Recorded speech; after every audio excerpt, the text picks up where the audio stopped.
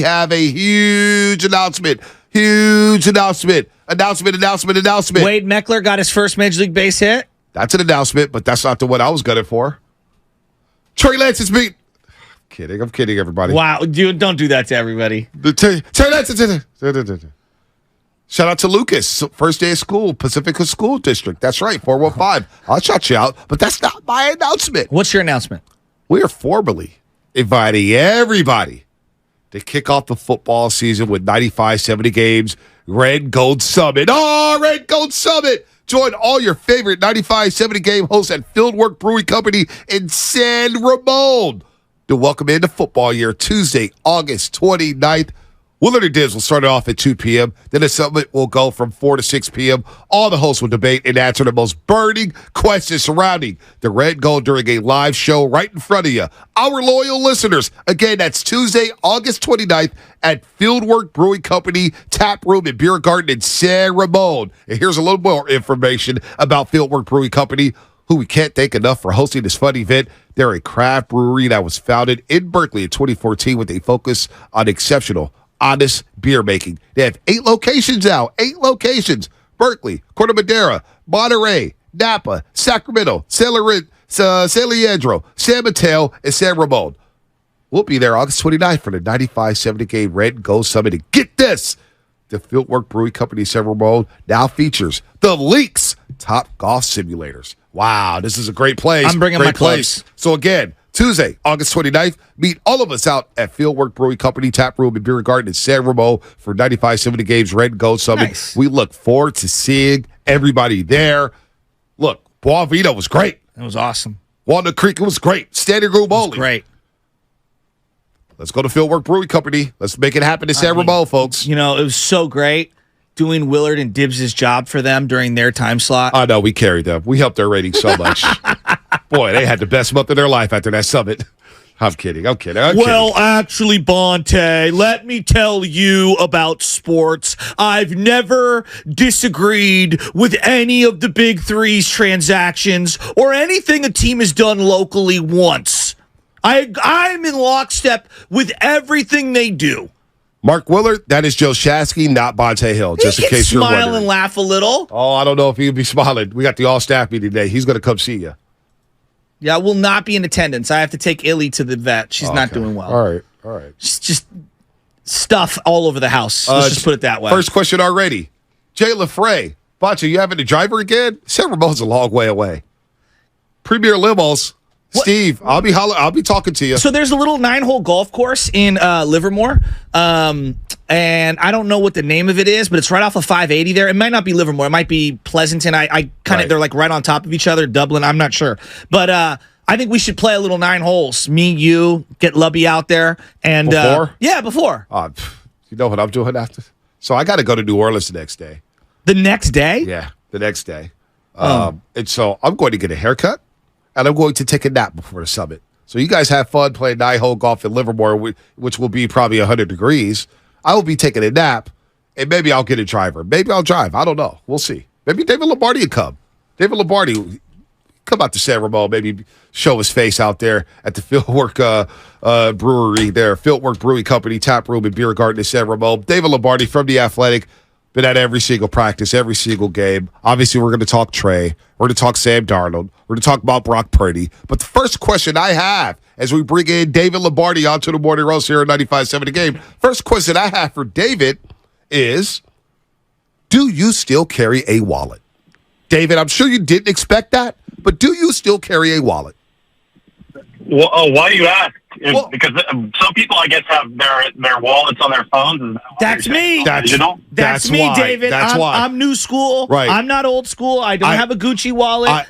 I have a straight-up phone setup where I've got my ID in the back of it with a little, whatever this is, a Kaiser card, one credit card, and then the key card to get into the station. That's it. I've stripped my life down. So your phone is your wallet. So technically you do carry a wallet. It's just your phone now. Yeah, but not a separate wallet, if you get what I'm saying. But yes, my phone is my wallet. I'm old school. I do carry a wallet, and I also have a watch, like an old school watch, like a nice watch. I don't use it to check the time though. It's like more of a fashion statement. So I almost feel like the wallet's like a little fashion accessory. You know, as men, accessorize our fashion in little minute ways. They go a long way. So that's the way I look at a wallet. That's Stafford education, I was just gonna man. say. David, you're probably too smart for the show. But our poll question right now is: do you still carry a wallet? 83% of the people of the vote so far in our YouTube poll question say they still carry a wallet. I guess I'm still one of those guys who carry. I gotta have the wallet. I guess David. I'm old school. Yeah, New school. You are old school. Yeah, I love the old wallet here. All right, does Trey Lance, Sam Darnold,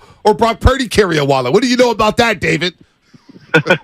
Well, right now Trey Lance's wallet's bigger than Brock Purdy's. That's for sure because he's the number 3 overall pick. So Brock Purdy, what's remarkable is that the 49ers they're going to have their starting quarterback at like a $800,000 cap hit this year. That's incredible.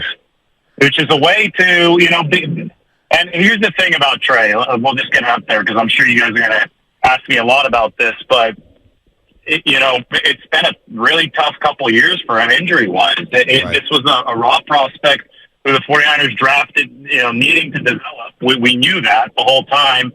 Broke his finger in 2021. That ruined the season of development. Broke his ankle in 2022. That ruined his season of development. And if the 49ers, because of the massive investment they made in Trey Lance, go through draft capital, and also because he's number 3 overall pick, they had to pay him a lot because he bought it for a lot of money.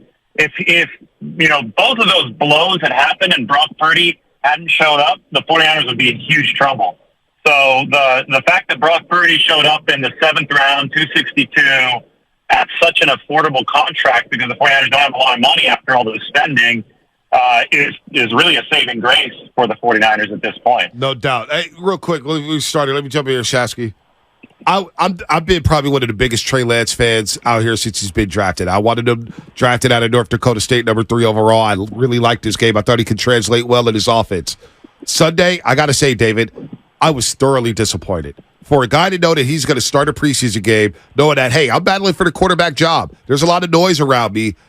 And to look that hesitant, that indecisive, that slow and stiff. Now, you can blame it on Russ, and I'm here for that. You want to say Russ? I'm okay, fine. But I just didn't see it. I was very disappointed with what I saw from Trey Lance on Sunday. And that's just a football thing. I'm not even going to get into everything else. The football, quarterbacking, I was disappointed in Trey Lance. What did you take out of that performance on Sunday against the Raiders? Yeah, I mean, it wasn't good. I don't think there's a way to sugarcoat it. You can talk about why it happened, and I can go back to what I just said. He's, in all facts, he's at the spot that he was at when he first joined the 49ers, and maybe he has even progressed a little bit since then because he's been sitting around and not playing due to injuries for 2 years, right? The amount of snaps that Trey Lance has taken in his entire football career from his freshman year of high school to freshman year of college to now, his 3rd year in the NFL, he's thrown fewer passes than Tom Brady did in his age 45 season in the NFL. So the fact that that number is still smaller than Brady's age 45 number, even though he's in year 3, means that the 49ers just haven't been able to develop him at all, really, because it was going to take reps with a guy who was so mechanically raw. They haven't been able to develop it at all since 2021. So, yeah, I mean, it wasn't pretty on Sunday. And I do think, again, we've been at practice every single day. The accuracy has been better. It hasn't been perfect by any stretch. I was talking a lot this camp about the short throws that he's been missing, and that actually carried over into the game.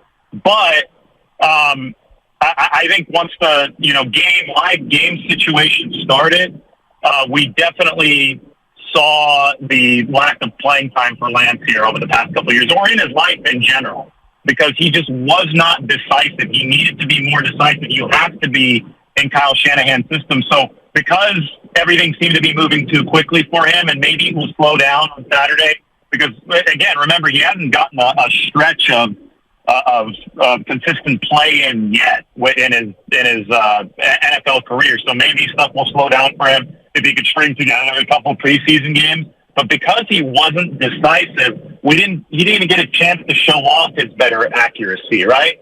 You have to hit that open read, and if it's the first read, it has to be the first read in Kyle Shanahan's system. Otherwise, everything breaks down, and all the mechanical improvement that you've been working on is out the window. So, for Trey's sake, I hope that on Saturday he's able to showcase some of that work that he put in, just by being more decisive out there. Before I ask the Brock Purdy questions, just a percentage chance that he's not on this roster. What would you put it at today? Trey Lance. Trey Lance? Yeah. 10%. I think the issue right now is that we know what the 49ers want in the quarterback room. They want a robust QB room to insulate themselves against what happened last year. Gotcha. And Trey Lance doesn't have much trade value right now. The 49ers might have to, at this point, because he's got a fully guaranteed contract. This goes back to me talking about him being a number 3 overall pick. If you just cut Trey Lance, you would have to pay more than if you kept him. So that's out of the question. You'd have to ship away the contract. At this point, after all these injuries, what is there a team that would be willing to take on that contract and send the 49ers a draft pick to trade for that contract? I'm not sure about that. 49ers might have to ship away draft capital alongside Trey Lance to get somebody to take on that kind of money. So if that's the cost for the 49ers, and you look at what they want in the quarterback room, and that's nice insulation behind Brock Purdy, then it makes a lot more sense to keep him. Okay. Plus, I think everybody knows the situation here. He just needs more time to develop. Yeah. And, unfortunately, you can't give him those game reps. Yeah. But you can develop them on the scout team and do that kind of stuff behind the scenes and keep yourself insulated, because last year was a disaster when they lost all their quarterbacks. All right, so let's get to Brock Purdy, because it feels like a lifetime ago since the last time fans have seen Brock Purdy. Most fans are not at practice.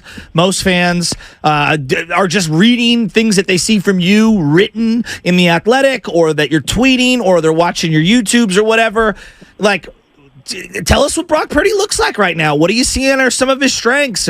What are some of the weaknesses right now? What can we expect if we do get an opportunity to see him? Because I feel like so much time has passed, we've almost forgotten how great he was last year. Yeah, so, it's interesting because it's the question of practice versus the game. And last year, Purdy didn't get all too many practice reps at all. He was the third quarterback for the 49ers there behind Lance and Sudfeld, but he made the most out of his practice reps against the third team, and he always went where Kyle Shanahan wanted him to go with the football.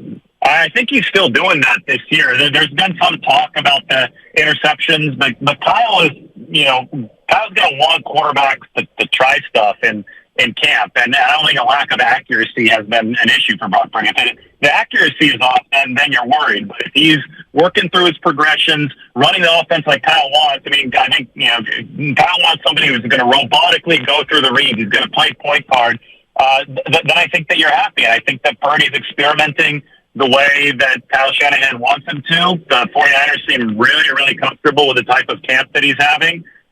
When the live action starts for Brock Purdy, I'm not sure if he's going to play this weekend. If he does, it'll probably only be a couple series. But when that happens, we'll see if there's any residual rust in the context of an actual game, because obviously in practice you can't get hit. And the last time we saw Brock Purdy in a situation where he could get hit, he tore his elbow. So That's the next hurdle that he has to get over. And I think that maybe the 49ers do play him on Saturday, or at least the following week, to make sure that he does clear that before the September 10th opener at Pittsburgh. David Lombardi here on the Morning Rush on 95.7 The Game. You know him from covering the 49ers for The Athletic. Does a tremendous job doing so. Look, we've been so hyper-focused on the quarterback spot all throughout training camp. I think one underrated position that we don't talk about enough is the nickel corner spot. They lost K.Y. Williams before last season to the Denver Broncos. You lose Jimmy Ward, who played the nickel very well last season. And now it's a competition or a battle between whether it's Isaiah Oliver, Sammy Womack III, or maybe they slide Charvarius Ward inside to play the nickel, or Diablo Lenore. We'll tilt with the nickelback spot because I think it's one of the more important positions in today's NFL with all the three wide receiver sets and all the spread offenses here, David. What's going on with the nickelback spot? It is really important, and it's also a way that smart teams get ahead of the game, because nickelbacks are still relatively underpaid compared to outside corners. But some of the best receivers in all football, especially in the NFC West, Cooper Kupp line up in the slot. So you can get big-time bang for your buck if you could find a nickelback that can contain some of these receivers, because he's not making as much as an outside corner, but his coverage duties are equal, if not harder, to an outside cornerback if you're playing the Rams, for example. So anyway, Isaiah Oliver, the 49ers veteran who they signed, they gave him about $4 million guaranteed, but I don't think they've been really happy with him in coverage. And it's a catch-22 because they signed him because he's a bigger body. K'Wan Williams, who was the first nickelback of this regime, was 5'9", 185.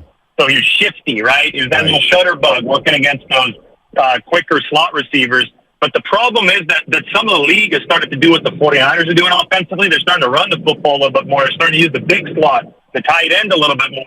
And those really small nickels in the base situations can get washed out. Right. The 49ers went and got Isaiah Oliver, who's 6'1", 205, 210. But then you lose out on the coverage end. And you saw him give up the touchdown to Keelan Cole against the Raiders. And I think that Steve Wilkes is a great defensive mind. He throws a lot of exotic coverages, mixes packages. I think he sees an opportunity to maybe even run double nickel for the 49ers, which means different nickel backs depending on different situations. If you watch the tape from Atlanta, Isaiah Oliver was more of a glorified linebacker. Right. And he played that run support spot well. Maybe they play him in the big nickel base situations, and then you see who your best three cornerbacks are for the actual nickel situations.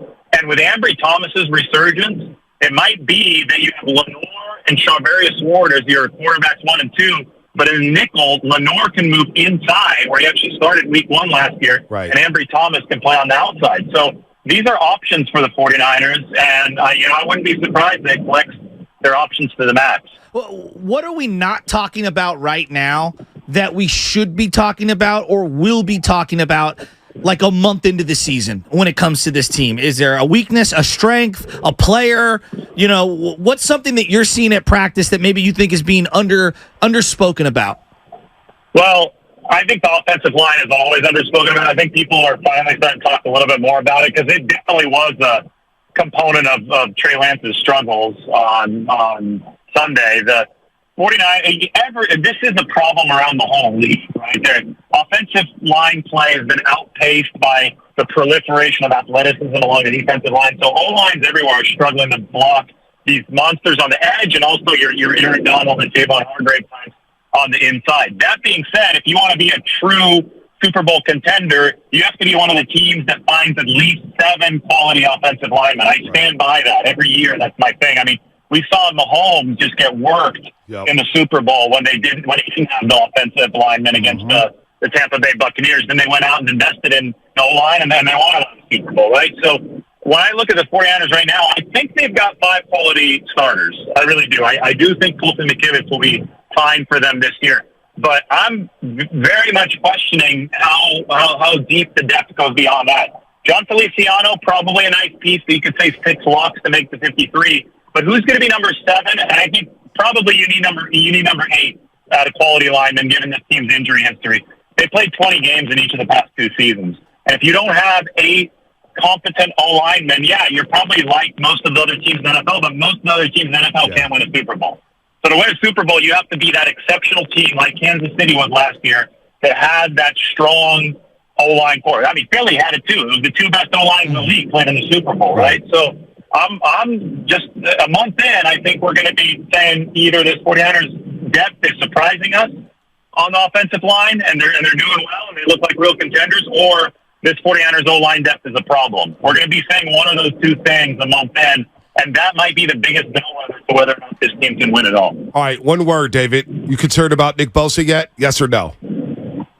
I mean, deadlines are deadlines, and then we know that this deadline is kind of it's a moving deadline, if you will. And I think the hard deadline is week 1. And if something is not happening by Tuesday or Wednesday of week 1, that's when you can start sounding the alarm. But at this point, if he didn't report at the very start of camp, what's going to cause him to report right now? I think that the deadline that we're truly working with is week 1 with Nick Bosa. What do you think the holdup is then? What are we waiting for? I think the holdup is that Bosa's side, and both sides are playing hardball with its staring contest like a game of chicken. But the problem is when you're playing a game of chicken and then both cars are coming toward each other, you don't swerve until you're about to hit another car, right? Over a couple of $1 million, like they're not $20 million apart, right? In terms of guarantees, like it's not I don't know if it's a couple million, because over the lifetime of the deal, we could be talking more like 10 or 15 million. But the issue is, even if it were a couple million, it's significant because the 49ers are really, really, really crammed up against the salary cap. They have a lot of star players. And here's the thing. Bosa, if this were the standard edge rusher deal, I think it'd already be done because T.J. Watt signed his a couple years ago. It would just be Bosa for $29 million or something like that. But when Aaron Donald signed his contract and broke the market as a defensive tackle at $31.7 million, which is nearly $3 million above annually, where everybody on the defensive line is, when that happened and then Bosa won Defensive Player of the Year, that gives them the right to go and say, I want to be paid like Aaron Donald. Yep. And I think that couple million, extrapolate that over 5 years, with the 49ers so up against the cap, they're way over in already in 2024. They have to find ways to cut.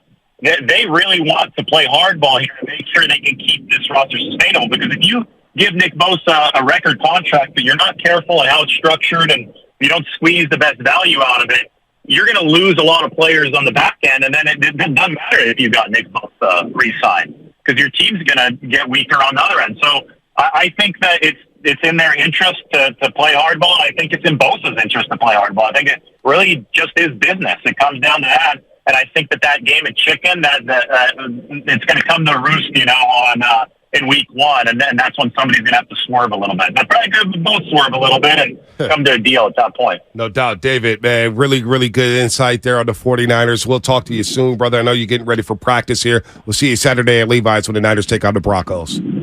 Yeah, thanks, guys. Have a great day. Thanks, You David. too. You too. David Lombardi, the athletic mosquito killer. Do we got time? We'll take mosquito killer. Hang on tight. We'll get you first right on the other side here. We're going to take a quick break. That's coming up, sponsored by Save Martin, Lucky, California, as we react to what David Lombardi had to say.